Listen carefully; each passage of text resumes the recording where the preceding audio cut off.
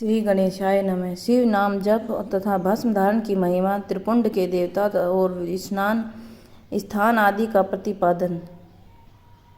ऋषि बोले, महाभाग व्यास शिष्य सूर्य आपको नमस्कार है। अब आप उस परम उत्तम भस्म महात्म्य का वर्णन कीजिए। भस्म महात्म्य, रुद्राक्ष महात्म्य तथा उत्तम नाम महात्म्य, इन तीनों का परम प्रसन्नता पूर्वक प्रतिपादन कीजिए और हमारी हृदय आनंद दीजिए।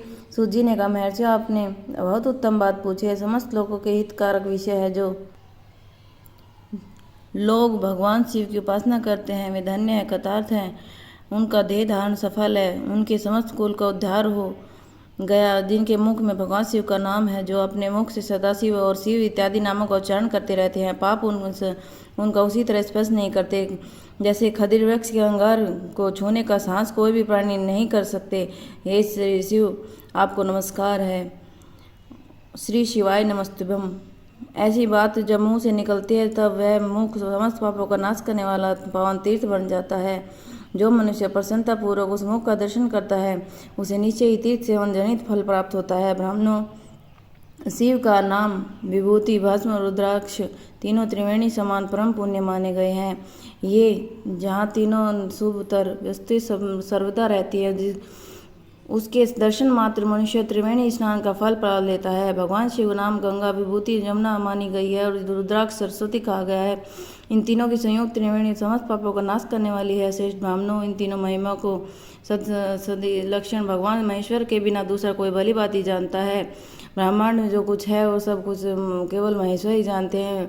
विप्रगण, मैं अपनी श्रद्धा भक्ति के अनुसार संक्षेप से भगवान नामों की महिमा का कुछ वर्णन करता हूँ, जो कुछ सब लोग प्रेम पूर्वक सुनो। नाम महात्म्य समस्त पापों को हर लेने वाला सर्वोत्तम साधन है। शिव नाम रूपी दानव नल से महान पातक रूपी पर्वतनाश भस्म हो जाती है और सत्य है, सत्य है, इसमें संशय नहीं है। सोनक पाप मूलक जो नाना प्रकार के दुख एकमात्र शिव नाम से ही नष्ट होने वाले हैं। दूसरे साधनों से संपूर्ण यत्न करने पर भी पुण्य नष्ट नहीं होते। मनुष्य भूतल पर सदा भगवान शिव के नामों से जप में ही लगा हुआ है। वेदों का ज्ञाता पुण्यात्मा है, धन्यवाद का पात्र है, विद्वान माना गया है और उन्होंने जिनका शिव नाम जप से विश्वास है उनके द्वारा आचरित नाना प्रकार के धर्म तत्काल फल देने वाले उत्सुक हो जाते हैं। महर्षि, भगवान शिव नाम से जितने पाप नष्ट हो जाते हैं उतने पाप मनुष्य इस भूतल पर नहीं कर सकते। जो शिव नाम रूपी नौका पर आरूढ़ और संसार रूपी समुद्र को पार करते हैं, उनके जन्म मरण रूप संसार के मूलभूत सारे पाप निश्चय नष्ट हो जाते हैं। महामुने, संसार के मूलभूत पातक और रूपी पादकों का शिव नाम रूपी कुठार से निश्चित विनाश हो जाता है। पाप रूपी दानव से पीड़ित है जो उन्हें शिव नाम रूपी अमृत पान करना चाहिए। पापों का दानव से दग्ध होने वाले लोगों को उस शिव नाम अर्थ के बिना शांति नहीं मिल सकती। शिव नाम रूपी सुदाई वृष्टि जनित धारा उसमें गोते लगा रहे हैं। वे संसार रूपी दानव के बीच खड़े होने पर कदापि लो शोक के भागी नहीं होंगे। और जिन महात्माओं ने मन में शिव नाम की प्रति बड़ी भक्ति है और लोगों का सहसा और सर्वथा मुक्ति होती है, वही स्वरूप जिसने अन्य जन्मों तक तपस्या की है उसकी शिव नाम की प्रति भक्ति होती है, जो समस्त पापों को नाश करने वाली है। जिनके मन से भगवान शिव के नाम के प्रति कभी खंडित न होने वाली असाधारण भक्ति प्रकट हुई है, उसी के लिए मोक्ष सुलभ है। यह मेरा मत है। अनेक पाप करके भगवान शिव के नाम जब आदरपूर्वक लग गया है, समस्त पापों से मुक्ति हो जाता है, इसमें संशय नहीं है। जैसे वन में दानव दल से दग्ध वृक्ष भस्म हो जाते हैं, उसी प्रकार शिव नाम रूपी दानव दल दग्ध होकर समय तक सारे पाप नष्ट हो जाते हैं। सोनक जिस अंग नित्य भस्म लगाने से पवित्र हो गए हैं और शिव नाम जब आदर करने लगा है तो घोर संसार सागर को भी पार कर ही लेता है। संपूर्ण वेदों का अवलोकन करके पूर्ववर्ती महर्षियों ने निश्चित किया, भगवान शिव का नाम जब संसार सागर को पार करने वाला सर्वोत्तम उपाय बनी स्वरूप। अधिक कहने से क्या लाभ। मैं शिव नाम के सर्वभारी महात्मा का एक श्लोक में वर्णन करता हूँ। भगवान शंकर के इस नाम पाप हरण की जितनी शक्ति है उसमें पातक मनुष्य कभी नहीं कर सकता। मुने पूर्व काल में महापापी राजा इंद्रगुमन ने शिव नाम के प्रभाव से ही उत्तम सदगति प्राप्त की थी। इसी तरह कोई ब्राह्मणी युवती जो भी पाप कर चुकी थी, शिव नाम के प्रभाव से उत्तम गति प्राप्त हुई।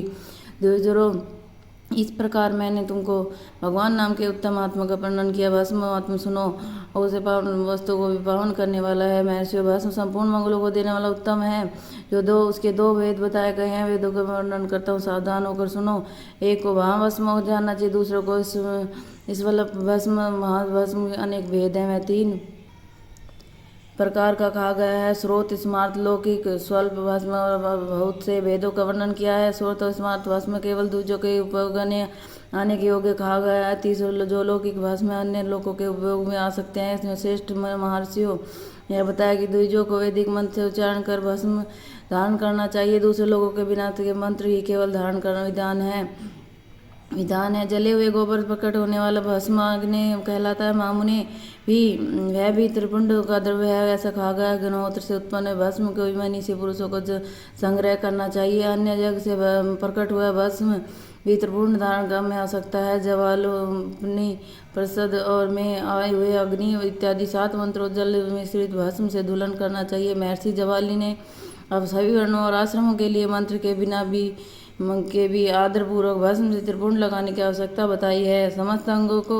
से सजल भस्म को मलना और विभिन्न अंगों में त्रिपुंड लगाने से कार्यों को मोक्ष आदि पुरुष परमात्मा से भी न छोड़े। और ऐसा श्रुति का आदेश है। जो भगवान शिव और विष्णु त्रिपुंड धारण किया है। जो देवियों सहित भगवती उमा और लक्ष्मी देवी ने भी वाणी द्वारा इसकी प्रशंसा की है।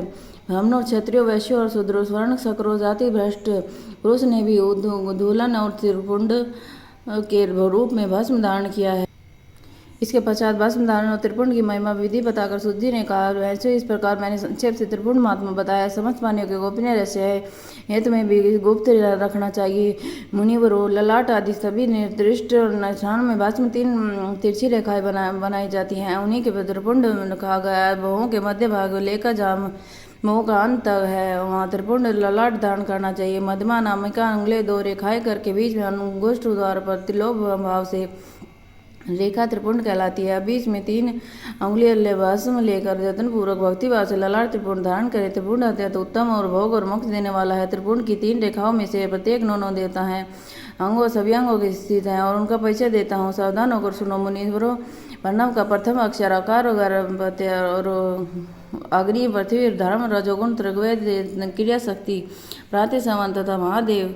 इन त्रिपुंड की रेखा प्रथम रेखा के 9 देता है। यह बात शिव दीक्षा प्राण पुरुषों को अच्छी तरह समझ लेनी चाहिए। प्रणव का दूसरा अक्षर ओकार और दक्षिणाग्नि, आकाश, सत्गुण, धुर्वेद, मध्य दिन समान, इच्छा शक्ति, अंतरात्मा और महेश्वर, ये दूसरी रेखा के 9 देता है। प्रणव का तीसरा अक्षर मकार और अवन्य, अग्नि, परमात्मा, तमोगुण, लोक, ज्ञान शक्ति, सामवेद, तृतीय सावन तथा शिव, और ये तीसरी रेखा के 9 देवता हैं। इस प्रकार स्थान देवताओं को उत्तम भक्ति भाव से नित्य नमस्कार करके स्नान आदि से शुद्ध हुआ पुरुष त्रिपुंड धारण करे भव को मोक्ष प्राप्त कर लेता है। मुनीश्वर संपूर्ण अंगों में देवता बताए गए हैं। उनके संबंधी स्थान बता दो। भक्ति और सुनो। भक्ति 16, 8 और 5 स्थानों का त्रिपुंड न्यास करें। मस्तक, ललाट, दोनों कान, दोनों नेत्र, दोनों नासिका, मुखकंठ, दोनों हाथों, दोनों कोहनी, दोनों कलाई, देव, दोनों पार्श्व भाग, नाभि, दोनों अंडकोश, दोनों गुरु, दोनों गुल्फ, दोनों घुटने, दोनों पिंडली, दोनों पैर, उद्वत्ति उत्तम स्थान है।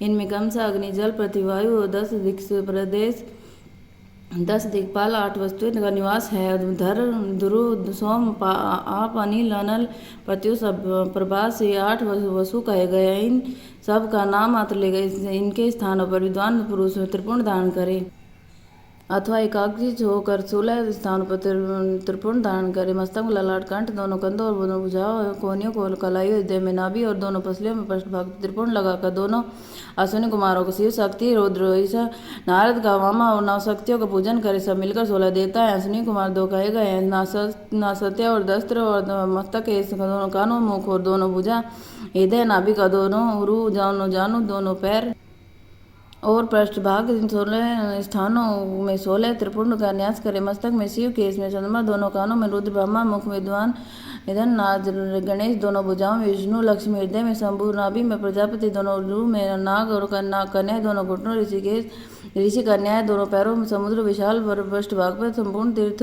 देवता रूप विराजमान है। 16 स्थानों का परिचय दिया गया। 8 स्थान बताए जाते हैं। दोनों गुहा स्थान, ललाट, परम उत्तम कर्ण युगल, दोनों कंधे, हृदय, नाभि, 8 स्थान है। ब्रह्मा, सप्तऋषि, 8 देवता बताए गए हैं। मुनीश्वरों, भस्म के स्थान को जानने वाले विद्वान इस तरह 8 स्थानों का परिचय दिया है। अथवा मस्तक, दोनों भुजाएं, हृदय, नाभि और इस 5 स्थानों का भस्म वेता पुरुषों ने भस्म धारण के योग्य है बताया है। यथा संभव देश काल की आदि की अपेक्षा रखते हुए उद्भूलन को अभिमंत्रित करना, जल में मिलाना आदि कार्य करें। यदि उन्मूलन के समर्थ हो, त्रिपुंड आदि लगाए, त्रिनेत्री, तीनों गुणों का आधार देवता को जनक भगवान शिव का स्मरण करते नमः शिवाय कहकर ललाट में त्रिपुंड लगाए, ईशाभ्याम नमः ऐसा कहकर दोनों पार्श्व भागों में त्रिपुंड धारण करें। बीजाभ्याम नमः यह बोलकर दोनों कलाइयों में भस्म लगावें। पित्ताभ्याम नमः कहकर नीचे अंग में उमाभ्याम नमः, ऊपर अंगों में भीमाय नमः कहकर पीठ में और सिर के पिछले भाग में त्रिपुंड लगाना चाहिए। बोल शिव शंकर भगवान की जय। 23वां 24वां अध्याय समाप्त।